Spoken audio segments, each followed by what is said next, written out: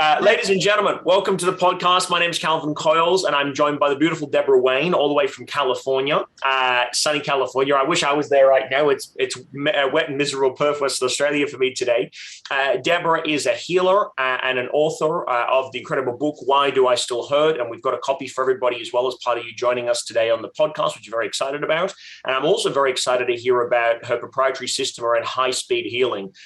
She's got an extensive experience in coaching and therapy, and I'm sure she's going to be a wealth of wisdom and information for us all today as well. So, Debora, welcome to the podcast. Honored to have you with us on the call, and very excited to connect in with you today. Thank you for having me. Hello, everyone. Very excited to be here and connect with you all across the world. It's so awesome. Yeah, it's beautiful. And look, what a wonderful opportunity to connect with, with somebody that's, living in the birthplace of what would be considered Western sort of personal development. California is really that hotspot for it all, which is really beautiful. We were just talking about how I was there not long ago doing some events and some seminars. And I know you've got some events and seminars coming up as well. Let's start perhaps where it's a good place to start is at the beginning. So tell me about your journey in terms of healing and how you came to be in this sort of coaching and therapeutic space. And basically just give me the backstory of how you came to be here. All right. Well, I'll take you back to the pivotal moment, which may surprise you, but basically it started because I trashed my health. It was over 30 years ago now, but it was a regular Monday morning where I was supposed to get up, get dressed, and go to work. Yep. And that morning, I found myself lying on the floor of my closet, and I could not stop crying. I could not get up. I could not fake it till you make it. I couldn't get dressed. Wasn't going to work and was in pain from head to toe and completely exhausted from trying to figure it out for years. I had become addicted to painkillers, espresso to wake up, pain, killers to kill the pain, wine to sleep at night. Yeah. Just everything hurt. And Calvin, I was so depressed and so anxious. And I just was out of ideas that day. And so I did something that really was out of character for me. And I screamed out to a God that I didn't believe in at all at the time. And I said, if there's anything out there, I need help. And I had a very bizarre experience. And within seconds, this incredible calm, like a bubble of peace and calm and a feeling of being loved. And like I knew everything was going to be okay. It just enveloped me in the closet. And it was palpable. And I stopped crying. I felt deep peace. I got up, I went in the other room, I picked up the phone and I called a professional and started telling the truth and asked for help, which, I was very much I've got this kind of girl. Oh, I'll figure it out on my own. Thank you very much.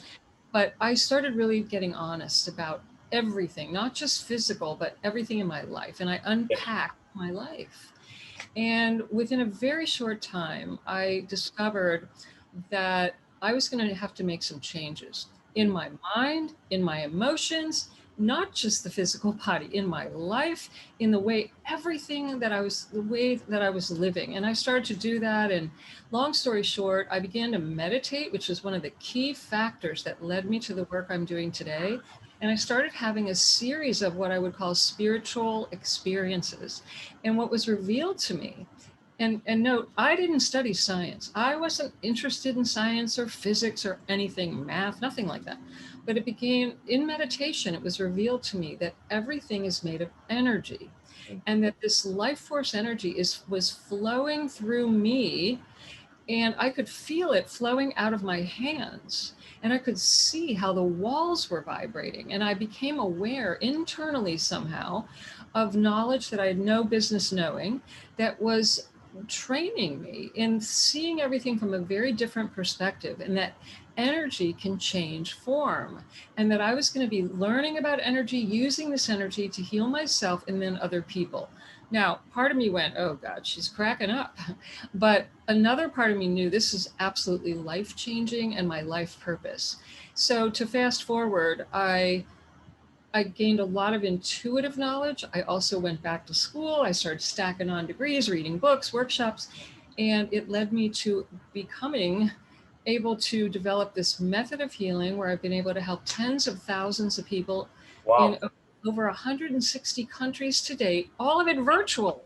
I mean, it's just still shocking to me what's happened, because it was not on my, 9-month goal plan. It just wasn't something I had ever expected to do in my life.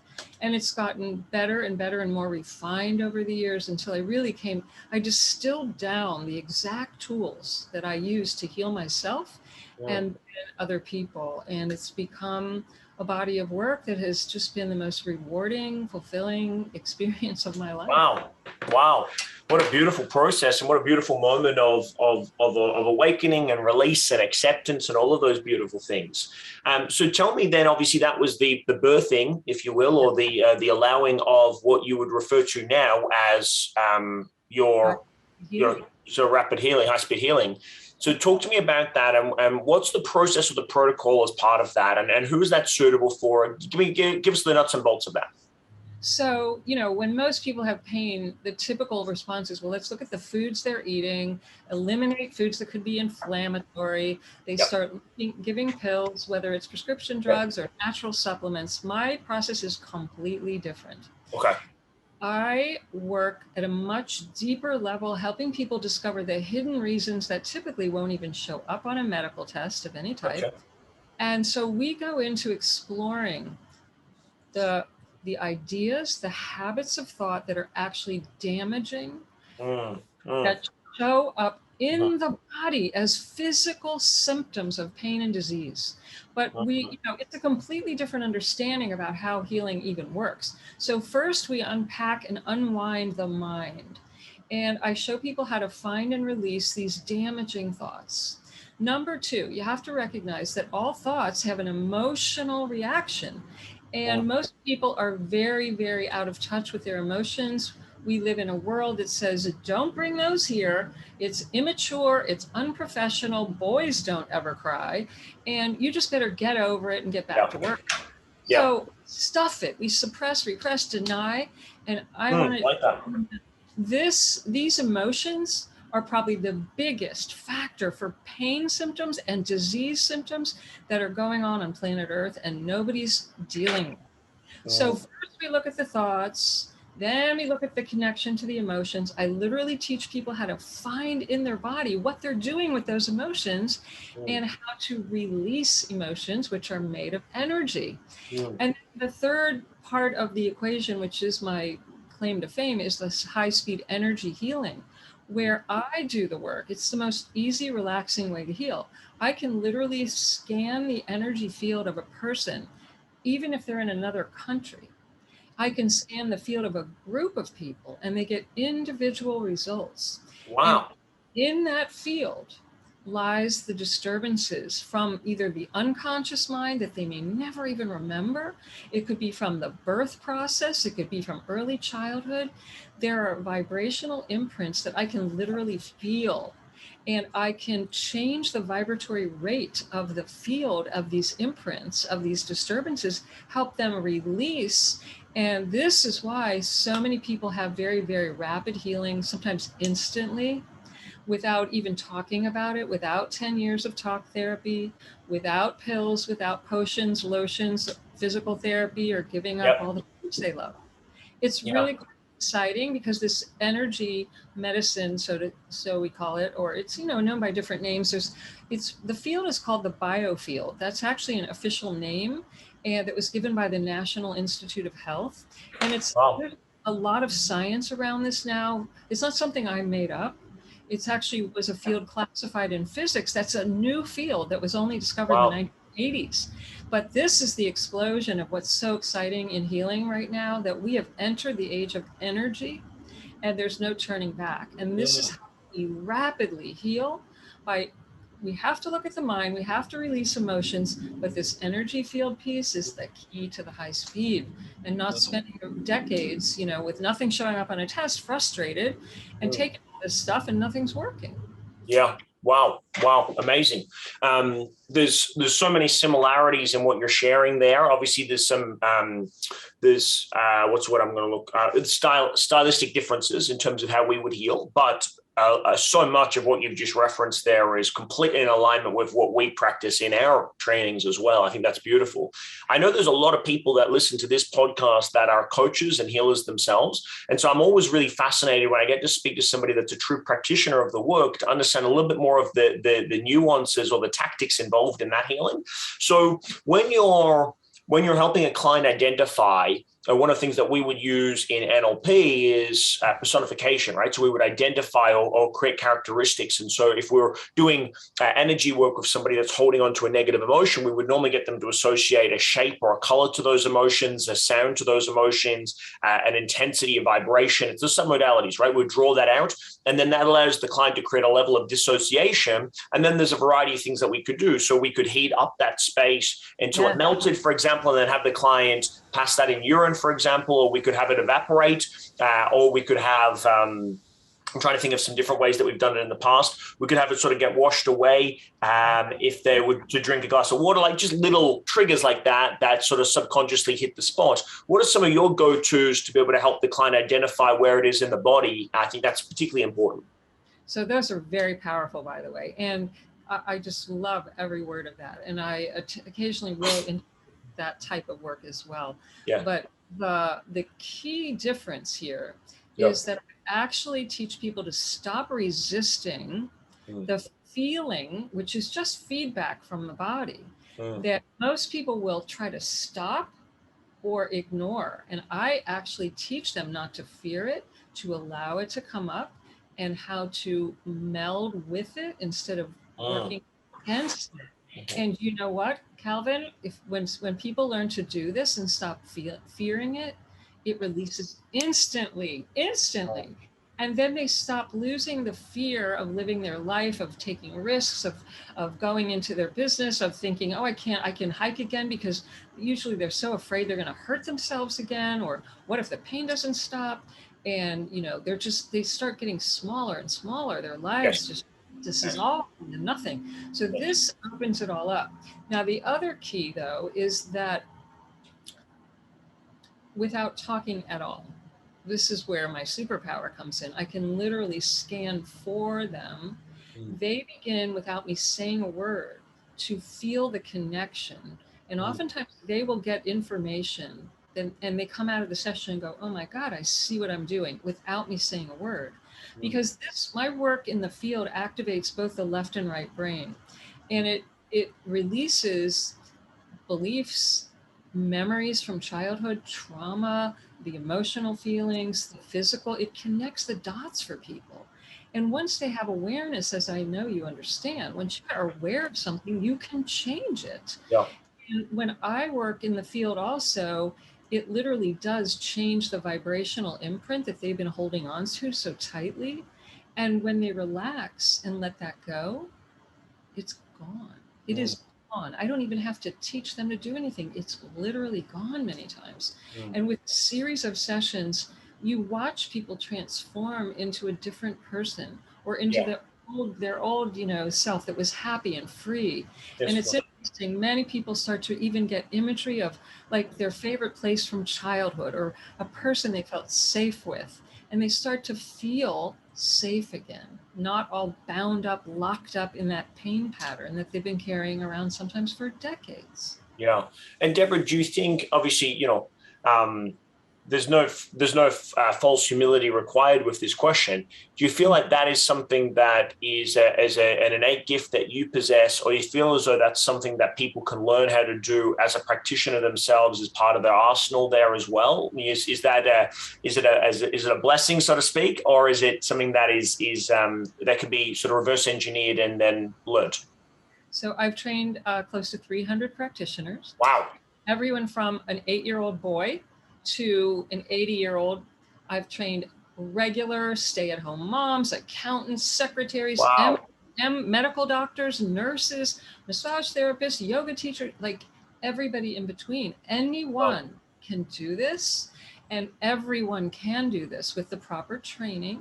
I am very convinced that anyone and everyone should learn this. This should be the first thing we do for anything that's a problem. It should be the first thing we do with our children, who respond very rapidly, animals, It is remarkable with animals as well.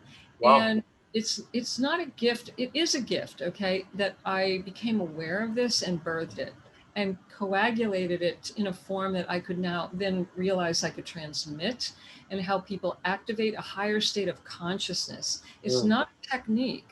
I literally have to help people unlearn and relearn a new way of being in the world, of thinking, of perceiving, and of understanding what disease and pain is. And everyone can learn to do this, and everyone can become more sensitive to energy. And it's actually really fun. And so, no, yes, it's a gift, and no, it's not. Yes. Beautiful answer. Beautiful answer. I'd love to connect in. I know you have an event on the 2nd of August where you're going to be talking more about this. Yeah, excellent. Well, I don't know what the times of that are, but if it's at all possible, I'll get me and my coaching staff on that, because I'd love to learn more about what you're doing, because I think anything that you can get in terms of a skill or a reference point to better heal or support people, the more tools you have, the better. You can't help but to be better if you have a high level of awareness. So I think that's fantastic. Talk to me about, for someone that's experiencing chronic pain, and I've helped a lot of people in that space. Obviously, you deal with people that are got chronic pain, and it's far past the physical body, and it's now a mental condition, right? So talk to me about why it's so difficult, to plug your book, right? Why do I still hurt? So why is it that people really struggle to shift a lot of these that might start with a physical injury, an accident of some form, a car crash, and then it becomes part of an identity for them that they struggle to overcome? Why do you think that is a pattern that you see play out for so many people? So our brain is actually wired to keep us alive, not to keep us happy. And the brain's job is our nervous system and our brain are like an antenna system looking for danger. So when somebody has an accident, an injury, a trauma, abuse, some type of pain, they go on red alert. And if there has been a series of stressors, it could be anything from small stressors, but a lot of them that pile up and they don't know how to deal with them, or they're ignoring, suppressing, repressing, denying, as I mentioned, or there's something shocking that happens, the nervous system goes from the relaxation response into fight, flee, or freeze. Yes. The sympathetic nervous system starts running the show. And so everybody starts to feel worried, afraid to move, afraid it's going to come back, afraid it's going to happen again, afraid they're going to die. Yes. And so people stop sleeping, stop digesting food, stop breathing, they don't get oxygen, they're not thinking clearly, making poor decisions, they can't concentrate at work, can't take care of their kids, on and on and on. And the pain just piles up and piles up. So, this whole idea of getting our nervous system back into a state of relaxation response is key. And the high-speed healing is the fastest way to do it. Even people who have very obsessive, compulsive thought that never shut up, that head just never shuts up. Within about 2 minutes, they say to me, wow, Deborah, my head was quiet for the first time in years. I can help them almost like what would happen for somebody who's been meditating for 40 years and can drop into that flow state where it's Zen-like. I can help them do that. And otherwise, people just don't heal because I've actually discovered 13 reasons that we don't have time to go into today. But the top one, as I said, is trying to stop the feedback that your body's giving you and thinking that pain is your enemy when it's actually got a message in it for you. And it's there to show you you're out of alignment with the path that you need to be on. And if you keep ignoring it or taking, I call it the cut it out, drug it out remedy, then you're never going to get the message from the pain that's trying to help you. The pain is your friend. So I help people, again, unlearn and relearn a whole new way of looking at this, thinking about it. And within record time, they transform into a different person and they think differently, feel differently, the pain leaves. Then if it comes back, they know why and they know what to do about it. They see how they've been contributing to the pattern of pain or symptoms. They've been contributing to it unknowingly. Yes. Deborah, I'm interested for you to sort of shine a light on this. It's something that probably a lot of people don't fully think about. which is, the reason why I share this is because it came to a message from me when I was listening to you speak. I remember listening to Oprah Winfrey interview this young guy, right? I think he was only probably about 25, 26, 27 years old. And he built a tech company and he'd sold it to Google for, I think, something like $600 million, right? And Oprah was asking him, hey, how did you go from nothing to then $600 million? How do you manage that now, right? You've made this major transformation. How do you now manage that on the back end? And he said, well, first thing I did was I paid for my parents' house. I bought them a house, and then I'm figuring it out. As she says, it's a good quality problem to have, but most people couldn't handle that level of transformation, right? That rapid transformation. So in my experience working with people, it's the challenge of dealing with the barrier, whether that be pain or emotion, whatever it is that they're going through, that challenge is just as big as the challenge of now living a life that is, for want of a better word, free. Because for a lot of people that have been holding on to this pattern or paradigm of lack or struggle for so long, it's become part of who they are. And so now they've sort of got to divorce that, as Tony Robbins would say, divorce the story, marry the truth. So how do you, what's some of the strategies that you give your clients that, have done this massive transformation? Now it's like, cool, now you're free. Now go out there and live that and don't fall back into that way of thinking in the past, because it's habitual, right? Calvin, this is a brilliant question, and you are the first that's asked, and it's key to the healing process and the transformation. Because what I find is that everyone, and it's interesting, it's often around week 3 or 4, very rapidly, the resistance comes up. They want to run back to the old self, even though they've been begging me to help them, right? I'll do anything, Deborah. And then they start to change, and then they go, get me out of here. I'm scared. It's very common. And so that's also why I ask people to commit to a certain length of time that I need to hold the container with them to show them what they're doing when they want to run back to shore, and to help them through to the other side. And then, like you're saying, all of a sudden, there's no pain. What the hell do I do with all this time and energy? I've never written a book, gotten a job, traveled, like, oh my God, now I have new fear. So I help them reinvent themselves. We use the healing, the energy healing, as a way for them to envision a bigger, broader, bolder life. They gain new clarity, new dreams. They discover they are creative beings, and they can identify with possibilities instead of problems now. And everything changes. But they have to be willing, number one, and stick with it long enough to get to the other side, or you're right. I have watched people, in fact, it's interesting, the people that have instantaneous healing where everything changes overnight. And they think, oh, I'm good to go now. Inevitably, not always, but 9 times out of 10, it could be a week, it could be a month, it could be a year. They call me, Deborah, the pain is back, because they got scared about being big and bright. It was actually safer and more comfortable to go back to, oh, I'm scared, I'm in pain, I can't move. So they contracted. And, usually they come back and we get them through it, see what's happening. But what a brilliant question that is. They get very identified, and then they don't know who they are. And that journey, I call it, is the key turning point. And you have to have somebody there to help you through that until you can hold it firmly on your own. Yes, absolutely. The holding that space for that person after a transformation is critical. And from my experience, I imagine this will be the same for you as well. The transformation process is difficult, not just because the person can be resistant to it, but also because you take an individual that's got a family or a social structure around them that still sees them through a light of that pain. And so they transform that, and to the family and friends, nothing's changed because there's no results, there's no outward manifestation of that success. But it's like, well, I'm a different person, but you don't look any different to me. You might sound or think differently, but it's so easy because they're also governed for survival, not for happiness, to then dismiss it or diminish it. And so it's so important to have somebody that can be sort of that steward for that person until they can sort of manifest some results that sort of validate that experience for other people.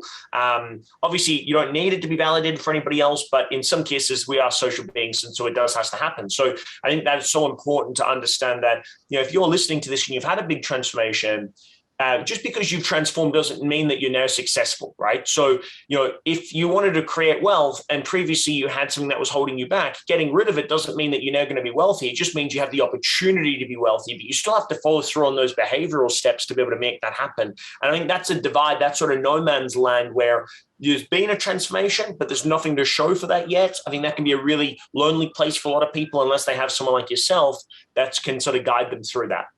Absolutely. And this is why I created those extra tools where I show people that they have to continue with the work on their own of clearing these beliefs, freeing the emotions, because otherwise they'll go back into their default pattern. Even if all I do is work on the field and they literally overnight have no more pain, no more disease, they can eat whatever they want, they can exercise again. But if they don't work on the mind and the emotions, they'll 100%. So I love this. And, it's funny, but I've really found at the root of almost everyone, the deepest fear is of really being seen and heard and living life to the fullest. It's not about being small and in pain. It's about being big and bold and shiny and bright. Yeah, and I think that's a beautiful point for us to conclude today's conversation. Debora, I want to thank you so much for all the insights that you've shared with everybody. I'm actually genuinely fascinated to learn more about HighSpeed Healing and what's involved in that, because I think that'd be a beautiful addition to what we do. And I think as a practitioner, if you're watching and listening to this, you need to do everything that you possibly can to have every skill available to make a change. And we often say it's better to be prepared for a transformation and not need it than to need it and not have it. So any tool that you can put into your arsenal, I think is well equipped. And if your program's even half as good as what this conversation has been, I'm sure it's going to be truly remarkable. So I thank you for your time. You had some beautiful gifts for everybody on the back end of today. We've got a copy of everyone for the Why Do I Still Hurt, the ebook. Absolutely. A copy of the book. It'll download to any device. And it's actually also like a workbook. So it will take you deeper into the process we're talking about today. You'll also be invited to one of my live HighSpeed Healing Wednesday calls. And we've got a deep one-day, all-day immersion into the HighSpeed Healing experience coming August 2nd. So for those of you that are like, whoa, I want to know about this, this is a great way to get started and not only understand with your mind, but experience 2 full sessions of this all in one day and have Q&A with me and all kinds of great stuff happening in one day. And we've created it in a way that no matter where you live in the world, there's a time section of it where you'll be awake, not asleep. Yeah, great. Excellent. Well, I'm sure people will be awake in multiple senses of the word as well at the end of it. Thank you so much. If you are catching the podcast and it's after August 2nd, please still go to the same link because Debora will be running more than one of these. And so if it's after August 2nd, you're catching this a little bit later on, then I'm sure the link will still be valid because I believe you're running a couple of them into the future. But we'll put all of that up into the show notes. Debora, where can we find out a little bit more about you outside of that? Websites, online, how's best to contact and reach out to you? internationalcpi.com is the website. You'll find me on Clubhouse, on Instagram. Website has all the info. So internationalcpi.com. Reach out, send me your questions. Would love to help you. Beautiful. Well, thank you so much for your time today. I really appreciate it. And for everyone that's listening and watching online, if you enjoyed the video, if you enjoyed the podcast, please leave us a comment and a review, of course, as well. And on behalf of myself and Debora, until we see you live or online, be bold, have fun, go make an impact in the world. We'll see you on the wild side. Good evening and good night.